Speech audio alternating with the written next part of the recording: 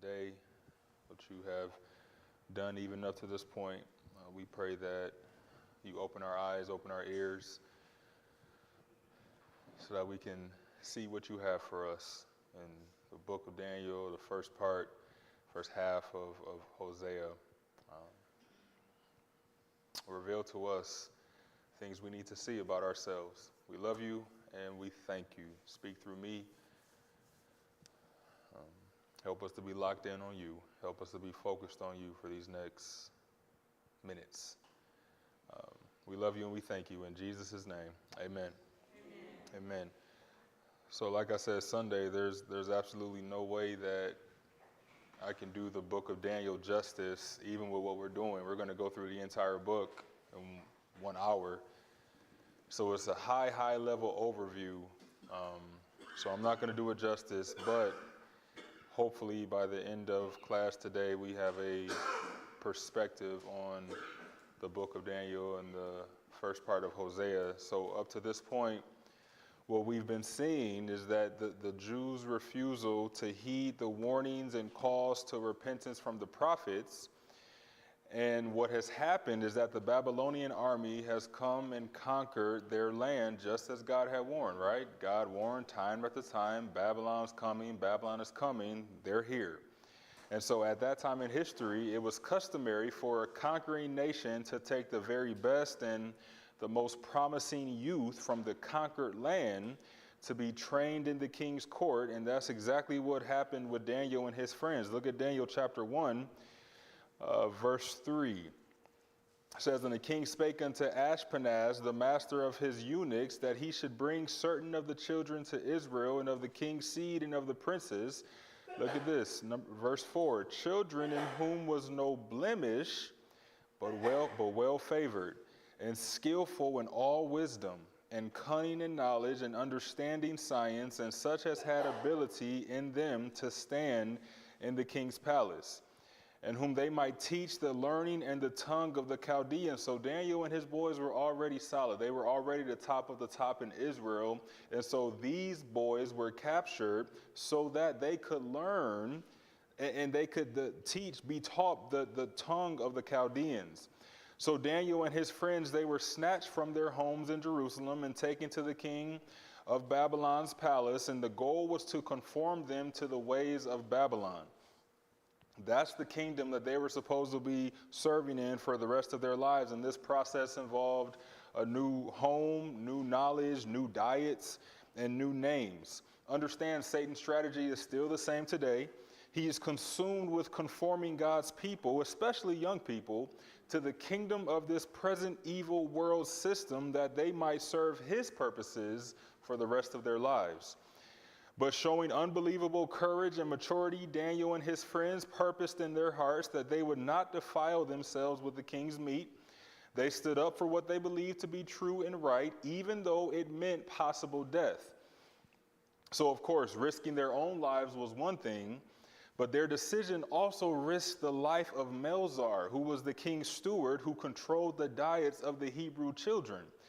If their physical appearances, Daniel, Hananiah, Mishael, Azariah, if their physical appearances indicated that they were not following the king's directions, it would mean Melzar's neck as well as Daniel and his boys. But Daniel believed that God would honor their refusal to eat the king's meat, and so he asked Melzar, in whom he had found favor, for a 10-day trial. A 10-day trial of eating vegetables and only drinking water to prove that God would show up on their behalf. 10 days later, their countenances were much healthier than those who ate the king's prescribed diet. And that's something for us to know, right? We should pay attention to what we're eating. What you put in your body is more important than what you think. Matter of fact, I think we know the healthier we eat, the better we feel. But unfortunately, as a people, it seems like we don't care. The old saying still stands true. You are what you eat. You are what you eat. So we often talk about the law of sowing and reaping from a negative standpoint, but this is actually a positive example of the principle, right?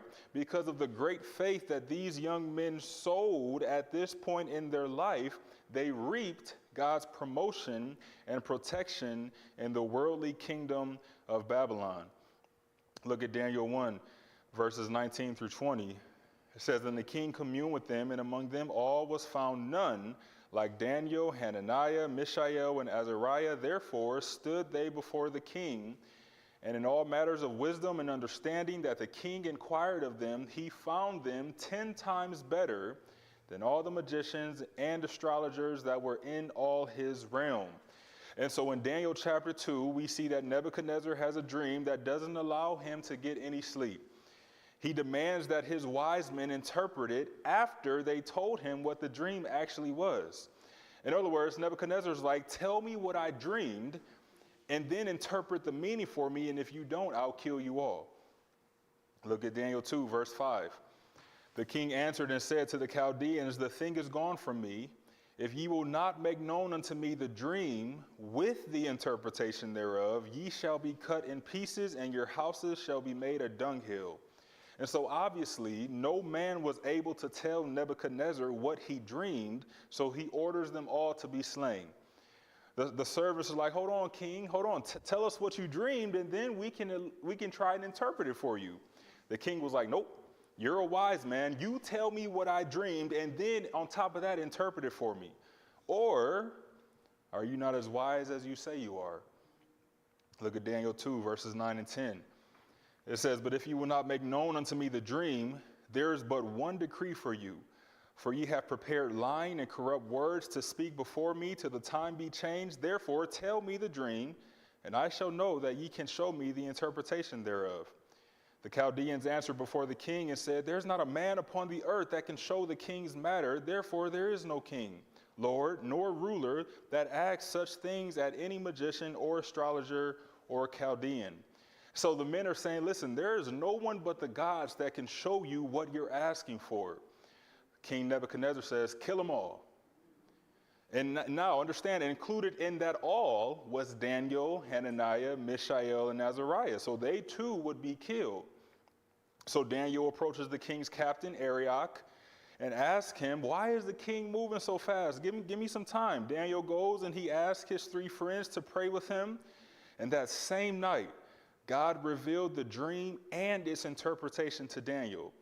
Then Daniel blesses and he praises God for revealing the dream. Look at Daniel 2, 20 through 23. It says, Daniel answered and said, blessed be the name of God forever and ever, for wisdom and might are his. And he changeth the times and the season. He removeth kings and setteth up kings. He giveth wisdom unto the wise and knowledge to them that know understanding. He revealeth the deep and secret things. He knoweth what is in the darkness, and the light dwelleth with him. I thank thee and praise thee, O thou God of my fathers, who hast given me wisdom and might, and hast made known unto me now what we desired of thee, for thou hast now made known unto us the king's matter. So Daniel goes back to Arioch, and he tells him not to kill the men. He will show the king his dream and the interpretation of it. And so in doing this, Daniel actually takes a little mini shot at the king's wise men. Look at Daniel 2, 27 through 28. Daniel answered in the presence of the king and said, the secret which the king hath demanded, the wise men can't give it to you. The astrologers, the magicians, the soothsayers show unto the king. But there is a God in heaven that revealeth secrets and maketh known to the king Nebuchadnezzar what shall be in the latter days. And so Daniel tells the king what he dreamed, and in doing so, he actually spared the lives of all the unwise wise men of the kingdom.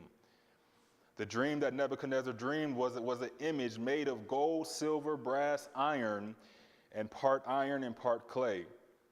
And then he saw a stone that was cut out without hands, which destroyed this image. And so the image that Nebuchadnezzar saw were the different kingdoms of the earth. And so it started off with the head of gold, which was Babylon. But that kingdom wasn't going to last forever, because another kingdom was coming after it. And that was what the silver represented. It represented Persia. Brass represented Greece. Iron represented Rome. And then iron mixed with clay represented the kingdom of the Antichrist, which we know is a conglomeration of multiple nations. That's why it has 10 toes, because it's many nations coming together. And the stone that was cut out without hands, that's the kingdom of Jesus Christ. So Daniel says in Daniel chapter 2, verses 44 through 45, it says, "And in the days of these kings shall the God of heaven set up a kingdom which shall never be destroyed. And the kingdom shall not be left to other people, but it shall break in pieces and consume all these kingdoms, and it shall stand forever. For as much as thou sawest that the stone was cut out of the mountain without hands, and that it brake in pieces the iron, the brass, the clay, the silver, and the gold, the great God hath made known to the king what shall come to pass hereafter, and the dream is certain, and the interpretation thereof sure." In other words, it's going to happen just like you dreamed, Nebuchadnezzar. So Nebuchadnezzar is impressed with Daniel, right? And to show his appreciation, he gives Daniel presents, and he promotes Daniel and his three friends to key positions of authority in the kingdom. And then Daniel chapter 3, that takes place about 15 to 20 years after Nebuchadnezzar's dream. I know when we're reading the Bible, we read Daniel 2, we immediately go to chapter 3, but it didn't happen like that in history. Some time has passed, and while Nebuchadnezzar had acknowledged that Jehovah God is the God of gods and the Lord of kings, he suffered from some amnesia. He suffered from a major lapse in memory between chapter 2 and chapter 3. And in chapter 3, what does he do? He sets up a huge golden image of himself and requires every person in the entire kingdom to bow before it and worship it. This poses a major problem for Hananiah, Mishael, and Azariah, because if they were so surrendered to God's word that they refused to eat the king's meat, they certainly would have no part in bowing down before the king's image. And there are some people who ask, well, where was Daniel at this time? The text isn't clear on that, but one thing we know for sure, he wasn't anywhere near the plain of Dura bowing to this image. We know that's a fact. His uncompromising and godly character proves that Daniel would have been among those who refused to bow to this image. So the three Hebrew boys refused to bow. And so Nebuchadnezzar cast them into the fire. As you guys heard all about that on Sunday, in the midst of the furnace, there's a pre-incarnate appearance of the Lord Jesus Christ and the fourth man in the fire, who protected them not only from the flames, but from the very smell of smoke. And so Nebuchadnezzar was again reminded of the power of God, the one true God, and made a decree stating that it was illegal for anyone to speak against him. Look at Daniel 3, 29 through 30. It says, "Therefore I make a decree that every people, nation, and language would speak anything amiss against the God of Shadrach, Meshach, and Abednego shall be cut in pieces, and their houses shall be made a dunghill, because there is no other God that can deliver after this sort." Then the king promoted Shadrach, Meshach, and Abednego in the province of Babylon. So where is Christ? Where is Christ in Daniel chapters 1 through 3? He's seen as the stone cut out without hands. He's also seen as the fourth man in the fire. Daniel chapter 3, verse 25. He answered and said, "Lo," this is Nebuchadnezzar saying, "Lo, I see four men loose, walking in the midst of the fire, and they have no hurt, and the form of the fourth is like the Son of God." Moving on to chapters 4 through 6, in Daniel 4, Nebuchadnezzar has another dream. This time, he dreamed about a huge tree overshadowing the entire earth before an angelic voice ordered it to be cut down. And so once again, the king summons his wise men to interpret the dream. None of them could. So Daniel, the man of God, the true wise man, he again provides the interpretation. And you can tell that Nebuchadnezzar's understanding of who Daniel really was is still off. Because look what he says in Daniel 4, 8 through 9. It says, "But at the last Daniel came in before me, whose name was Belteshazzar, according to the name of my God, and in whom is the spirit of the holy gods. And before him I told the dream, saying, O Belteshazzar, master of the magicians, because I know that the spirit of the holy gods is in thee, and no secret troubleth thee. Tell me the visions of my dream that I have seen, and the interpretation thereof." Understand, it wasn't the spirit of the holy gods, plural. It was the spirit of the holy God that was in Daniel. And so after hearing the dream, Daniel was actually reluctant to share and declare the troubling interpretation. So he sits in complete silence for a solid hour. So this dream, it dealt with some heavy stuff concerning the things that the king would be encountering in the near future. The interpretation of the dream was not difficult. It was just troubling. So the tree represented Nebuchadnezzar and his mighty kingdom. That tree will be cut down because of Nebuchadnezzar's pride. So not only would Nebuchadnezzar lose his position, he would be forced to live like a beast of the field for 7 years. And those 7 animalistic years were intended to teach Nebuchadnezzar humility. But even after believing the interpretation, Nebuchadnezzar continued with his prideful boasting. Look at Daniel 4, verse 30. The king spake and said, Is not this great Babylon that I have built for the house of the kingdom by the might of my power and for the honor of my majesty? So at the exact moment his boastful words were still in his mouth, the interpretation began to be fulfilled. Look at verse 31, Daniel 4. While the word was in the king's mouth, there fell a voice from heaven saying, O King Nebuchadnezzar, to thee it is spoken, the kingdom is departed from thee. And they shall drive thee from men, and thy dwelling shall be with the beasts of the field. They shall make thee to eat grass as oxen, and 7 times or 7 years shall pass over thee, until thou know that the Most High ruleth in the kingdom of men, and giveth it to whomsoever he will. The same hour was the thing fulfilled upon Nebuchadnezzar, and he was driven from men, and did eat grass as oxen, and his body was wet with the dew of heaven, till his hairs were grown like eagle's feathers, and his nails like birds' claws. And so after these 7 years were up, he finally lifted up his eyes unto heaven, and he blessed the Most High, and he praised and honored him who lives forever. Though it took drastic measures to finally flush out Nebuchadnezzar's pride, this chapter is essentially a warning for us. And here's your first point for study. Don't make God have to bring you to the lowest of low in order to humble you. Don't make him have to bring you to the lowest of low in order to humble you. It is much better if we do what Peter says to do in 1 Peter 5:6, humble yourselves. Humble yourselves, therefore, under the mighty hand of God, that he may exalt you in due time. Take heed to what Nebuchadnezzar said in Daniel 4:37. Now I, Nebuchadnezzar, praise and extol and honor the King of heaven, all whose works are truth and his ways judgment, and those that walk in pride, he is able to abase. So in your own life, don't even let it get to that point. Then in Daniel chapter 5, Daniel is about 80 years old at this point. So y'all who want to use that as an excuse, no excuses. Daniel was 80 and he was still working. So I know some of y'all are 100, but that's okay.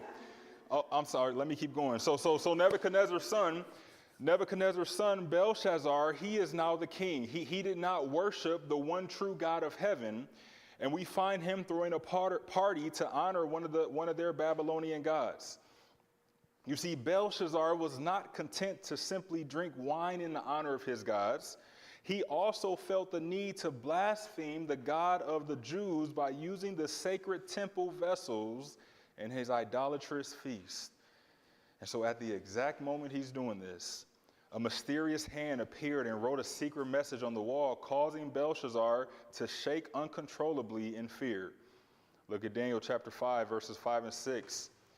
It says, in the same hour came forth fingers of a man's hand and wrote over against the candlestick upon the plaster of the wall of the king's palace, and the king saw the part of the hand that wrote. Then the king's countenance was changed, and his thoughts troubled him, so that the joints of his loins were loosed, and his knees smote one against the other. So again, Belshazzar now calls in the quote-unquote wise men and the experts, but they couldn't interpret the message, which only makes the king even more afraid. And so the queen, she hears that God had crashed her wicked husband's party and tells him that Daniel could most certainly interpret this writing. So Daniel is summoned, and as we'd expect, he uses his God-given spiritual wisdom to provide the interpretation. Belshazzar says, listen, if you can interpret this handwriting on the wall, I'll make you third in my kingdom. Daniel says, keep your stinky gifts. I don't want them, but I'll tell you what the handwriting on the wall means. God gave your father Nebuchadnezzar a kingdom and majesty and honor and glory. He killed who he wanted to kill. He kept alive who he wanted to keep alive. But when his heart was lifted up in pride, God turned him into a beast. Daniel chapter 5, verses 22 and 23. And thou, his son, O Belshazzar, hast not humbled thine heart. Check this out.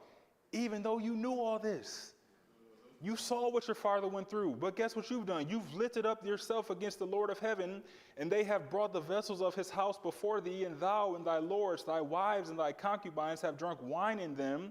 And thou hast praised the gods of silver and gold, of brass, iron, wood, and stone, which see not, nor hear, nor know. And the God in whose hand thy breath is, and whose are all thy ways, hast thou not glorified.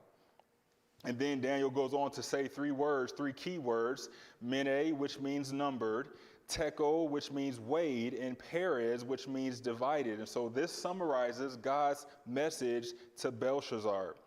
Belshazzar's days were numbered, that's Mene. He had been weighed on God's scales and was found wanting, that's Tekel. And Perez, his kingdom would be taken from him and divided by the Medes and Persians in fulfillment of the first dream Nebuchadnezzar had. So there's no evidence. There's no evidence that Belshazzar actually believed Daniel or repented or even showed concern, but he at least kept his promise to Daniel, promoting him to third in command. It didn't matter, though. Look at Daniel 5:30, because in that night, Belshazzar was out of here. He was dead. The king of the Chaldeans was slain. And so now Darius, the king of the Medes and Persians, he took over the kingdom. He was around the age of 60, 62. And Daniel 6 gives us a day in the life of Daniel. At this point, he was the prime minister for the Medo-Persian Empire. God had honored Daniel's faithfulness through many different kings and kingdoms, and that didn't make the other men happy. So all the other leaders of the land manipulate King Darius to pass a law prohibiting any man from petitioning any other god or any other man aside of the king Darius for 30 days. Why did they do this? Because they knew that was the only way they would be able to accuse Daniel. Look at Daniel 6, verses 4 and 5.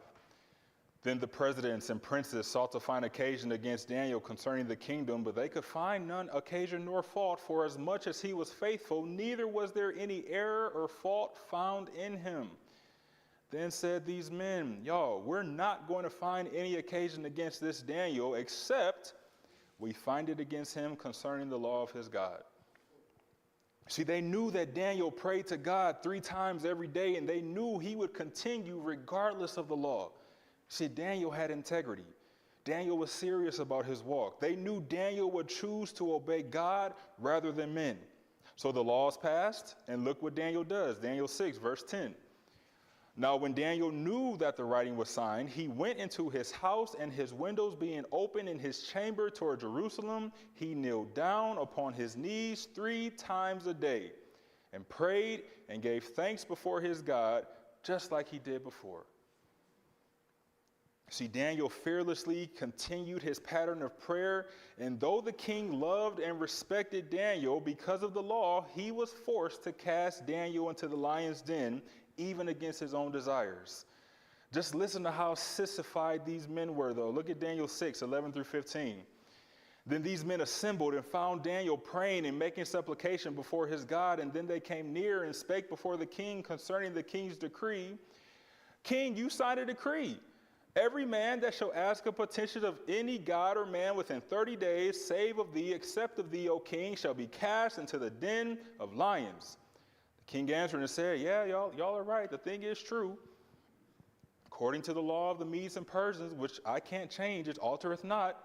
Then answered they and said before the king, that Daniel, which is of the children of the captivity of Judah, regardeth thee not. He ain't listening to you, O king, nor the decree that thou hast signed, but maketh his petition 3 times a day. He's still praying to his God.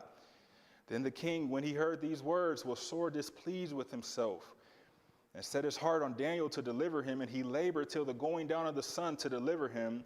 And then these men assembled unto the king, and said unto the king, Know, O king, that the law of the Medes and the Persians is that no decree nor statute which the king established may be changed. So not even the king could reverse his own law. So Daniel was placed into the lion's den. And the result of this, King Darius couldn't eat, couldn't sleep. He didn't want no music played before him. And when the morning finally arrived, much to the king's delight, God had spared Daniel from the mouths of the lions. God turned the lions into Daniel's pets. Look at Daniel 6, 20 through 23. And when he came to the king, he cried with a lamentable voice unto Daniel. And the king spake and said to Daniel, O Daniel, servant of the living God, is thy God, whom thou servest continually, able to deliver thee from the lions? Then said Daniel unto the king, O king, live forever. I'm good. My God hath sent his angel and hath shut the lions' mouths, that they have not hurt me. For as much as before him innocency was found in me. And also before thee, O king, have I done no hurt. I haven't done anything wrong to you. Then was the king exceeding glad for him, and commanded that they should take Daniel up out of the den. So Daniel was taken up out of the den, and no manner of hurt was found upon him. Why? Because he believed in his God. And then the men who had accused Daniel were cast into the same lion's den, and not only were they killed, their wives and children were too. Then, just like we saw on Sunday, God got the glory from delivering Daniel. The king now makes a decree stating that Daniel's God was the one true God, and that he was to be feared and followed. Look at Daniel 6, 25 through 27. Then King Darius wrote unto all people, nations, and languages that dwell in all the earth, peace be multiplied unto you. I make a decree that in every dominion of my kingdom men tremble and fear before the God of Daniel, for he is the living God, and steadfast forever, and his kingdom that which shall not be destroyed, and his dominion shall be even unto the end. He delivereth and rescueth, and he worketh signs and wonders in heaven and in earth, who hath delivered Daniel from the power of the lions. And so Daniel went on to prosper in the kingdom throughout the reign of Darius and the next king, who was King Cyrus. And so where is Christ in Daniel 4 through 6? He's seen as God's angel sent to shut the lion's mouth. We all know that Satan, our enemy, is a roaring lion who is roaming the earth just seeking whom he may devour. But look what Jesus is going to do to him. Revelation 20 verse 3. Cast him into the bottomless pit and shut him up and set a seal upon him, that he should deceive the nations no more till the 1,000 years shall be fulfilled. Daniel chapter 7 through 9. So up until now, what we've seen is that Daniel has been the one interpreting dreams for others. But in Daniel 7, God gives him a vision of his own. His first vision is of 4 great beasts that came up from the sea. And so each beast represents a kingdom. The lion with wings represented the Babylonian Empire. Babylon was ruling at this time, but in a few years that empire would fall. The bear with ribs represented the Medo-Persian Empire, and those 3 ribs that were in its mouth represents the 3 empires that were already defeated in history: Egypt, Babylon, and Libya. And so this bear stood raised up on one side, indicating that one half of the empire, Persia, was stronger and more honorable than the other half, the Medes. The 4-headed winged leopard represented the Grecian or Greek Empire. The Grecian Empire was led by Alexander the Great, who conquered the world and defeated the Persians in about 330, 331 BC. Alexander dies, and his kingdom was divided into 4 parts, which represent the 4 heads of the leopard. And so 4 of Alexander's generals took parts of the kingdom and ruled them as monarchs. And then the terrible beast represents the Roman Empire. This empire seems to go beyond history into the latter days, or the tribulation period that hasn't yet occurred. We see those 10 horns on the beast, which parallel the 10 toes of the image back in Daniel chapter 2. And then there's a little horn who is the Antichrist, who will appear and defeat 3 of the 10 kingdoms represented by the 10 horns. That little horn will then become a world ruler. Look at Daniel 7, verses 23 through 25. It says, thus he said, the 4th beast shall be the 4th kingdom upon earth, which shall be diverse from all kingdoms, and shall devour the whole earth, and shall tread it down and break it in pieces. And the 10 horns out of this kingdom are 10 kings that shall arise, and another shall rise after them, and he shall be diverse from the first.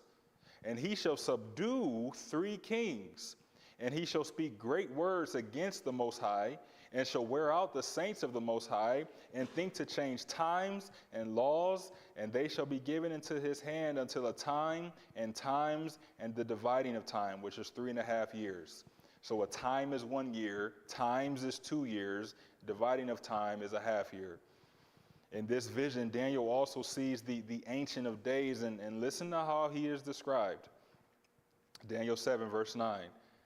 I beheld till the thrones were cast down, and the Ancient of Days did sit, whose garment was white as snow, and the hair of his head like the pure wool. His throne was like the fiery flame, and his wheels as burning fire. Could this be the same man that John saw in Revelation chapter 1, verses 13 through 14? And in the midst of the 7 candlesticks, one like unto the Son of Man, clothed with a garment down to the foot, and girt about the paps with a golden girdle. His head and his hairs were white like wool, as white as snow, and his eyes were as a flame of fire. So Daniel doesn't come out and say the Ancient of Days is Jesus Christ, but it sure does seem like that's the case. Daniel chapter 7, verses 13 and 14, Daniel says, I saw in the night visions, and behold, one like the Son of Man came with clouds of heaven, and came to the Ancient of Days, and they brought him near before him, and there was given him dominion and glory and a kingdom, that all people, nations, and languages should serve him. His dominion is an everlasting dominion which shall not pass away, and his kingdom that which shall not be destroyed. Daniel 7, 21 through 22, it says, I beheld, and the same horn made war with the saints, a little horn, and prevailed against them until the Ancient of Days came. And judgment was given to the saints of the Most High, and the time came that the saints possessed the kingdom. So what the vision of chapter 7 is really describing is the history of mankind, the present day of mankind, and the future of mankind all at one time.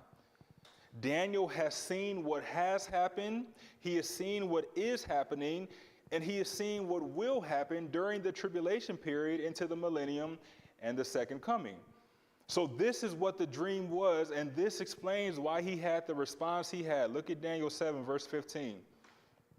Daniel says, I, Daniel, was grieved in my spirit in the midst of my body, and the visions of my head troubled me.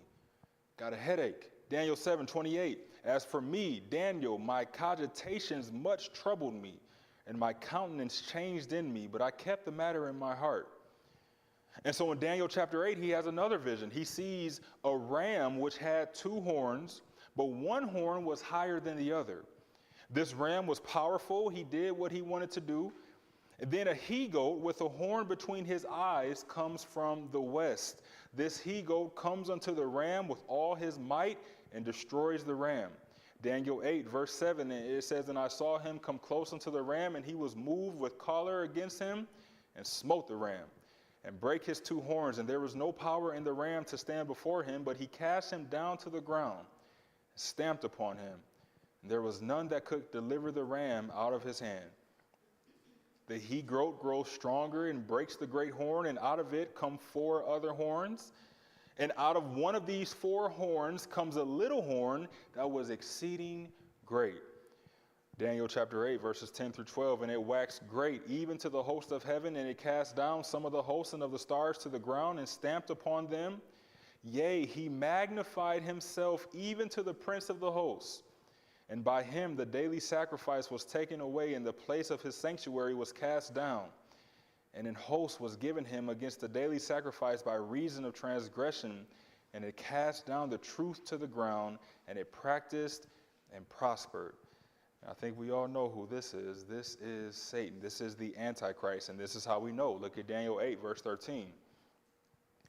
Then I heard one saint speaking, and another saint said unto that certain saint which spake, How long shall be the vision concerning the daily sacrifice, check this out, and the transgression of desolation, to give both the sanctuary and the host to be trodden underfoot?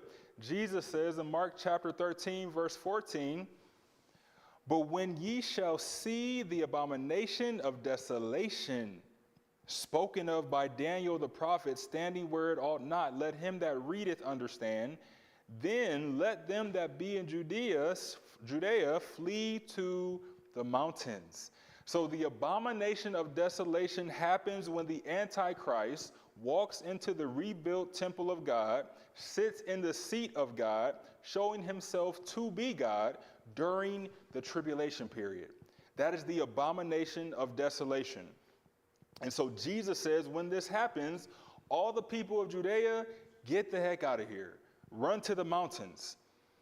And then the end of Daniel 8 gives us the interpretation of the dream. So the angel Gabriel makes Daniel to understand what he saw. And so the ram which Daniel saw that had two horns were the kings of Media and Persia. The he-goat is the king of Greece, and the horn between his eyes is Alexander. Then, as we just saw, Alexander dies, and 4 others rule different parts of the Grecian kingdom, and then another king comes. Daniel 8, 24 through 25. And his power shall be mighty, but not by his own power, and he shall destroy wonderfully, and shall prosper and practice, and shall destroy the mighty and the holy people. And through his policy he shall cause craft to prosper in his hand, and he shall magnify himself in his heart, and by peace shall destroy many. He shall also stand up against the prince of princes, but he shall be broken without hand. Then Gabriel told Daniel, bro, everything that you've seen, everything that I've showed you, it's true, and it's going to happen. And then again, look at Daniel's response, Daniel 8, verse 27. And I, Daniel, fainted, passed out, and was sick certain days. Afterward, I rose up and did the king's business, and I was astonished at the vision. But none understood it. None understood it. In Daniel 9, Daniel is then reading the prophecies of Jeremiah. Daniel chapter 9, verse 2, in the first year of his reign, I, Daniel, understood by books the number of the years, whereof the word of the Lord came to Jeremiah the prophet, that he would accomplish 70 years in the desolations of Jerusalem. So Daniel begins to pray, right? Confessing his own sins and the sins of his nation. And while doing this, the angel Gabriel again touches him and gives him this prophecy concerning Jerusalem. It is a time period of 70 weeks of years, which is 70 times 7, or 490 years. The event that begins the countdown of this 490 years is a decree that the Jews may rebuild Jerusalem. Look at Daniel chapter 9, verse 25. It says, know therefore and understand that from the going forth of the commandment to restore and to build Jerusalem unto the Messiah the Prince shall be 7 weeks and 62. The street shall be built again, and the wall even in troublous times. So remember, that decree was issued by Artaxerxes in 445 BC. We saw that back in Nehemiah. This is about 100 years after Daniel received this prophecy.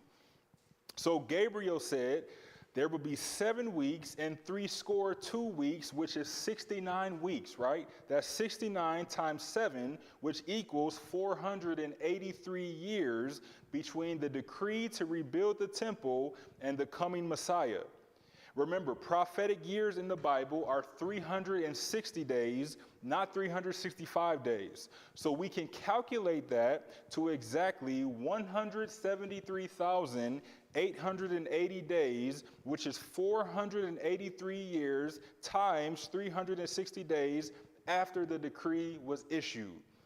On this exact date, this is the day that Jesus rode into Jerusalem on Palm Sunday. I actually preached about that maybe last year on Palm Sunday. I forget, maybe it was the triumphal entry or something like that. But I broke it down in that sermon, so go back and look at that. But since the Messiah was rejected and cut off as was prophesied, there still remains 1 week of years to be fulfilled. You see, there's still 7 years left.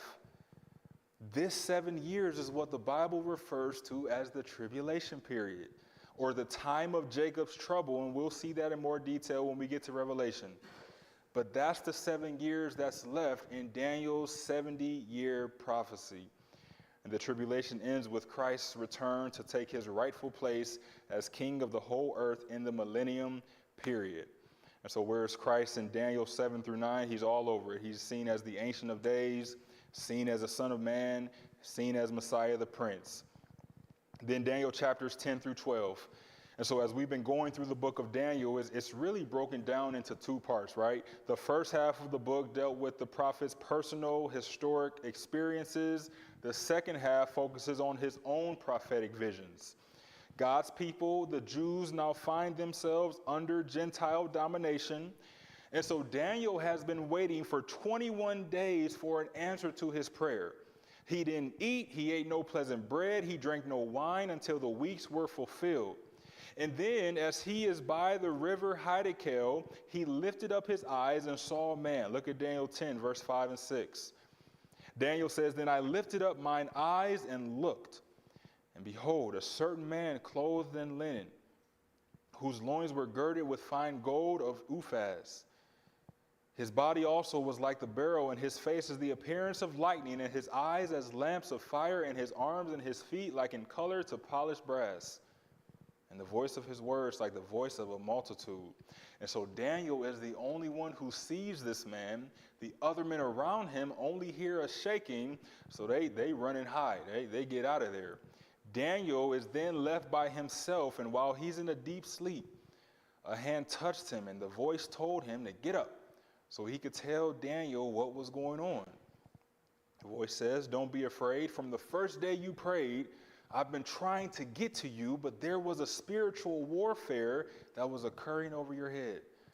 Look at Daniel 10, verses 12 and 13. "Then said he unto me, Fear not, Daniel, for from the first day that thou didst set thine heart to understand and to chasten thyself before thy God, thy words were heard, and I am come for thy words." Verse 13, "But the prince of the kingdom of Persia withstood me 21 days. But lo, Michael, one of the chief princes, came to help me, and I remained there with the kings of Persia." You know, Paul in the New Testament, he distinguishes between two realities. You got the temporal realm, and this is what we can see with our physical eyes, right? This is the temporal realm. Then you got the eternal realm, and that's what we can't see with our physical eyes. And so it is in this unseen eternal realm where much of our spiritual warfare takes place. Look at Ephesians 6, verse 12. Paul says, "For we wrestle not against flesh and blood, but against principalities, against powers, against the rulers of darkness of this world, against spiritual wickedness in high places." You see, this is exactly what's happening in Daniel 10. The prince of the kingdom of Persia withstood the angel, preventing him from bringing God's answer to Daniel.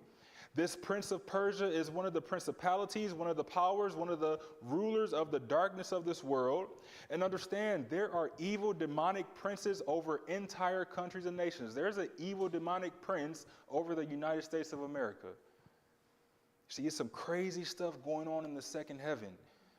But the angel finally gets there to give Daniel the answer to his prayer of what would happen to his people in the latter days. And Daniel said the answer to the vision was so powerful that it made him dumb.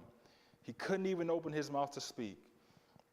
And the angel touched him again and strengthened him and said, "Bro, I know, but you asked for an answer, so I gave you one. I got to go finish fighting off the prince of Persia. The prince of Greece is up next.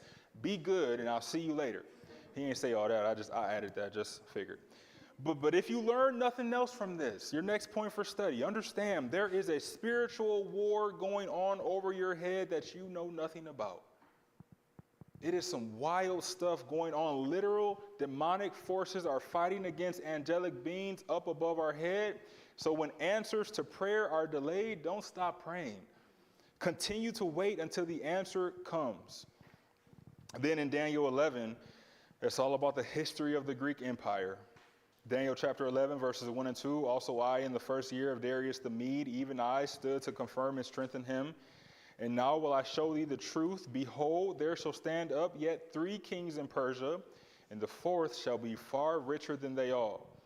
And by his strength, through his riches, he shall stir up all against the realm of Grecia," or Greece.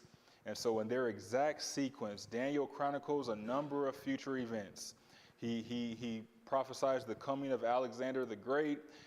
the division of his empire into 4 parts. He talks about the conflicts between Syria and Egypt. He talks about Israel's miseries as the pawn between these 2 rival powers, referred to as the king of the north and the king of the south. That's who they were. He talks about the horrible days of Antiochus Epiphanes, who is a picture of the Antichrist.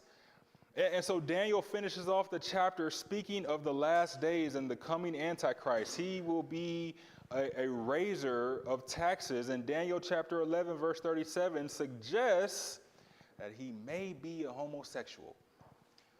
Look at Daniel 11, verse 37.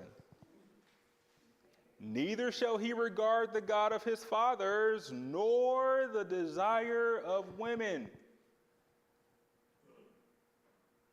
nor regard any God, for he shall magnify himself above all. I'm not saying this with absolute certainty, but if he is a homosexual, it would explain the trend that the world is going in right now, because it's all a setup for his arrival. So, but Daniel ends the chapter with the Antichrist's destiny, Daniel 11, verse 45, and he shall plant the tabernacles of his palace between the seas and the glorious holy mountain, yet he shall come to his end, and none shall help him. So in Daniel 12, Daniel writes prophetically concerning the tribulation period. Daniel 12, verses 1 and 2, it says, and at that time shall Michael stand up, the great prince, which standeth for the children of thy people. Check it out. And there shall be a time of trouble such as never was since there was a nation, even to that same time. And at that time thy people shall be delivered, every one that shall be found written in the book. And many of them that sleep in the dust of the earth shall awake, some to everlasting life, some to shame and everlasting contempt. The tribulation is going to be a wild time, but here's the kicker. Daniel doesn't even understand the meaning of what he is writing. Look in your Bibles, Daniel chapter 12, verse 8. It says, and I heard, but I understood not. Then said I, O my Lord, what shall be the end of these things? So he asked God to help him understand, and God says, get on out of here, Daniel. That's none of your business. Again, look in your Bibles, Daniel 12, verse 13. It says, but go thou thy way till the end be, for thou shalt rest and stand in thy lot at the end of the days. And so here's the sobering truth. We are closer to the end than Daniel was when he wrote this book. This is why Daniel says in Daniel 12, verse 4, but thou, O Daniel, shut up the words and seal the book, even to the time of the end. Many shall run to and fro, and knowledge shall be increased. And so when he says many shall run to and fro, he's talking about our access and transportation. When he talks about knowledge shall be increased, he's talking about our information. You see, the stuff we have access to is exponentially more than what was available in Daniel's time, or even 150 years ago for that matter. You see, we are without a doubt living in the time of the end. And what's even more wild, y'all, we have the ability to understand the prophecies in the book of Daniel even more than the human author of the book himself. Daniel didn't even understand what he was writing. Look at Daniel chapter 12, verse 9. God says, go thy way, Daniel. Get your butt on out of here. For the words are closed up and sealed to the time of the end. So where is Christ in Daniel chapters 10 through 12? He's seen as the one who lives forever. Daniel 12, verse 7, it says, and I heard the man clothed in linen, which was upon the waters of the river, when he held up his right hand and his left hand unto heaven, and swear by him that liveth forever, that it shall be for a time, times and a half. That's the book of Daniel. We move into Hosea chapters 1 through 6. So Hosea begins the next section of the Old Testament called the minor prophets. Now, they're not minor in content, only in length. In other words, they're referred to as minor prophets simply because they're not as long as the other prophetic books. Isaiah, Jeremiah, Ezekiel, Daniel were the major prophets because they were longer books. And remember, A prophet is someone that God called to take his side against nations and peoples. A prophet was one who spoke in the name of the Lord, and Hosea was the epitome of this. He prophesied during the reigns of Uzziah, Jotham, Ahaz, and Hezekiah, who were kings of Judah. And he also prophesied during the reign of Jeroboam, the king of Israel. And so God asked Hosea to do the unthinkable. Fellas, I know your heart hurt, man. God asked Hosea to marry a wife that God knew would break his heart by her unfaithfulness. Tough to even fathom, man. Look at Hosea chapter 1, verse 2.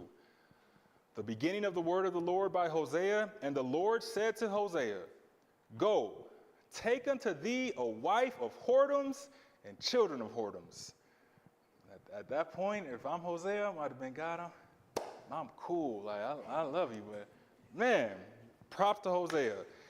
But the question becomes, why would God do such a thing?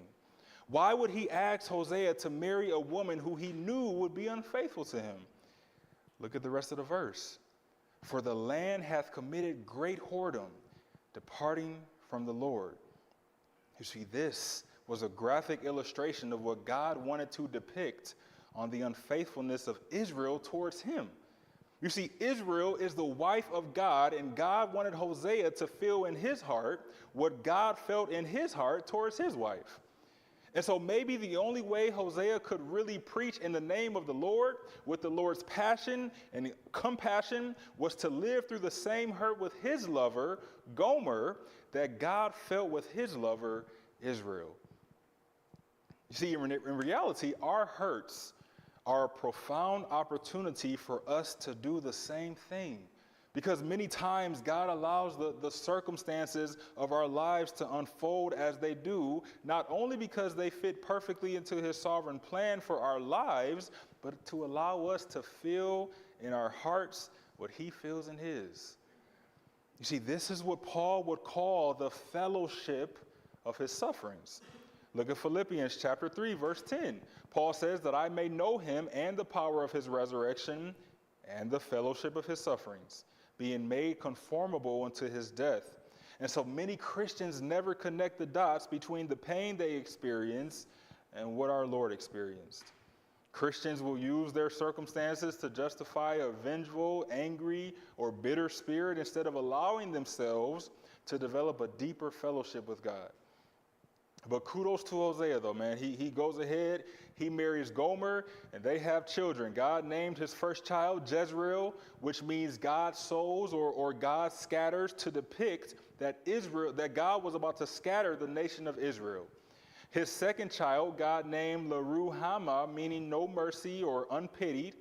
God would no longer extend his mercy to Israel, and she would be taken into captivity. And then the third child, God named Loami, meaning not my people. You see, God no longer recognized Israel as his children. And you know, it's possible that Loami wasn't even Hosea's child, but a child of Gomer's whoredoms to further prove God's message. Heart breaks for Hosea. But in the naming of his children, it was a constant reminder of God's perspective on the very people Hosea was called to minister to. He couldn't even lose focus on what he was doing when he called his children's name. And so God starts off Hosea 2 just expressing the unfaithfulness of Israel. Hosea 2 verses 4 and 5, it says, "And I will not have mercy upon her children, for they be the children of whoredoms. For their mother played the harlot. She that conceived them hath done shamefully, for she said, I will go after my lovers that give me my bread and my water, my wool and my flax, mine oil and my drink." So for all these adulteries, God is going to have to punish Israel, but God also speaks of the mercy that he wants to show Israel in the same chapter. You see, the Lord points to a future time when the lo, meaning no or not, would be removed, and Israel would once again be Ami. It would no longer be Lo-Ami, which means not my people. They would just be called Ami, which means my people, and Ruhamah, which means having obtained mercy. Hosea 2, verses 19 and 20. God says, and I will betroth thee unto me forever. Yea, I will betroth thee unto me in righteousness and in judgment and in loving kindness and in mercies. I will even betroth thee unto me in faithfulness, and thou shalt know the Lord. They'll no longer call God Bali, which is more of a master, but they'll call him Ishi, which means husband. And that day, Jezreel will no longer mean God scatters. It'll mean God sows. Hosea 2, verse 23. God says, and I will sow her unto me in the earth, and I will have mercy upon her that had not obtained mercy. And I will say to them which were not my people, thou art my people. And they shall say, thou art my God. Hosea 3 is all about Hosea redeeming his wife, just as God redeemed Israel. Hosea 3, verse 1. Then said the Lord unto me, go yet, love a woman beloved of her friend, yet an adulteress, according to the love of the Lord toward the children of Israel, who look to other gods and love flagons of wine.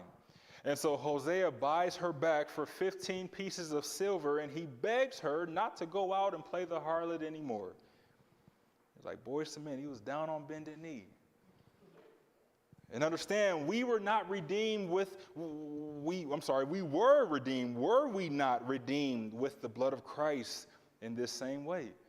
Look at 1 Peter chapter 1, verses 18 and 19. For as much as ye know that ye were not redeemed with corruptible things as silver and gold from your vain conversation received by tradition from your fathers, but with the precious blood of Christ, as of a lamb without blemish and without spot. So Jesus bought us back with his blood, and now he begs of us, stop playing the harlot. Stop playing the whore. The people of Israel knew who Hosea was.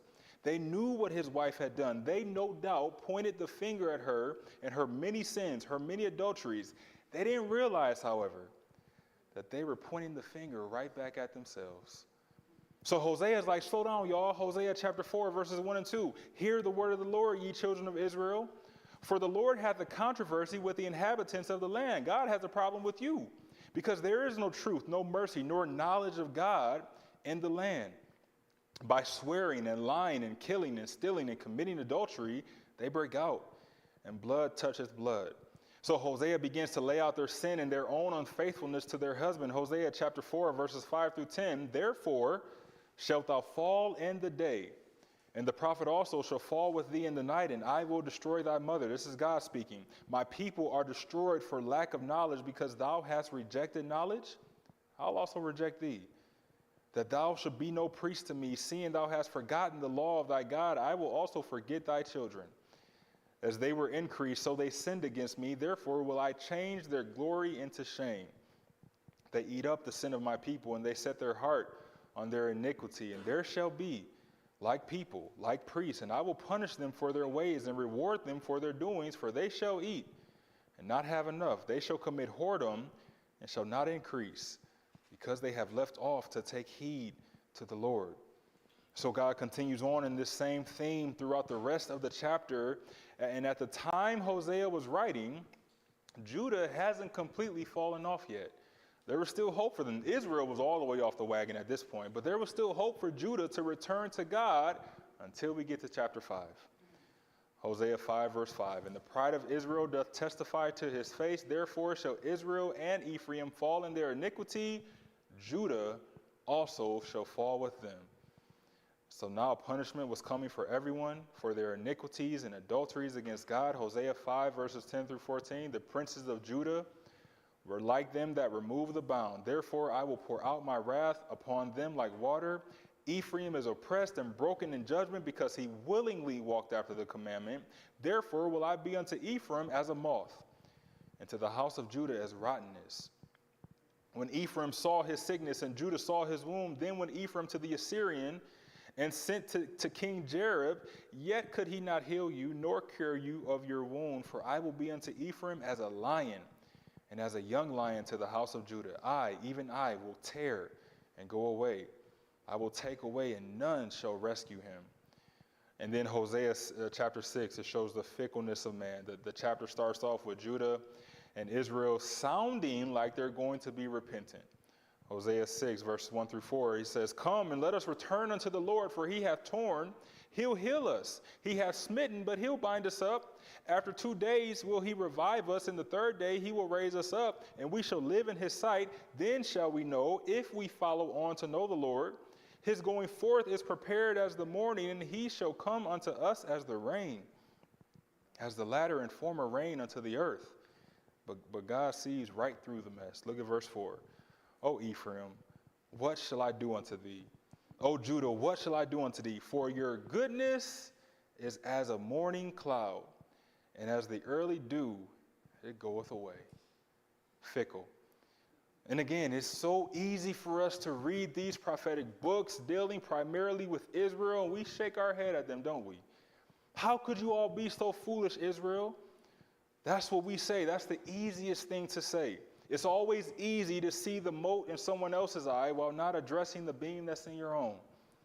Because look at your next point for study. Gomer is not just a picture of the adulteries of Israel. She's a graphic and sad picture of the adulteries of the church.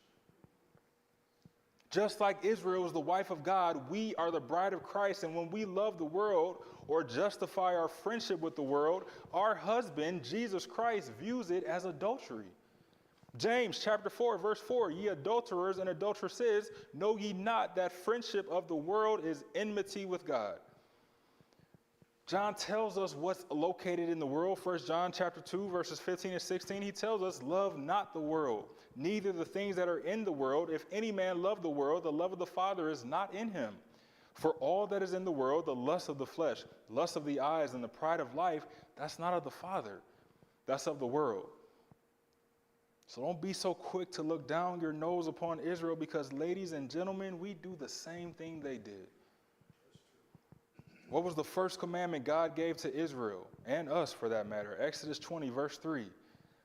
"Thou shalt have no other gods before me." We cheat on our husband, Jesus Christ. We go whoring after other gods on almost a daily basis. The God of self, the God of money, the God of addictions, the God of sex, the God of our bellies, the God of this world. Learn from the example of Israel of what not to do. Be committed to Jesus and Jesus only. Be faithful to your husband. Look at how Paul says in Ephesians 5, 25 to 27. This is the way Jesus wants us presented to him. Ephesians 5, 25 to 27. "Husbands, love your wives, even as Christ also loved the church, and gave himself for it, that he might sanctify and cleanse it with the washing of water by the word, that he might present it to himself a glorious church, not having spot or wrinkle or any such thing, but that it should be holy and without blemish." To the ladies that have been married, was your wedding dress dirty when you walked down the aisle? No, you made sure it was spotless. You listen, don't touch me, don't come around me, don't bring no drinks around me, don't do nothing. You wanted it perfect. That should be our desire, to be presented before Christ.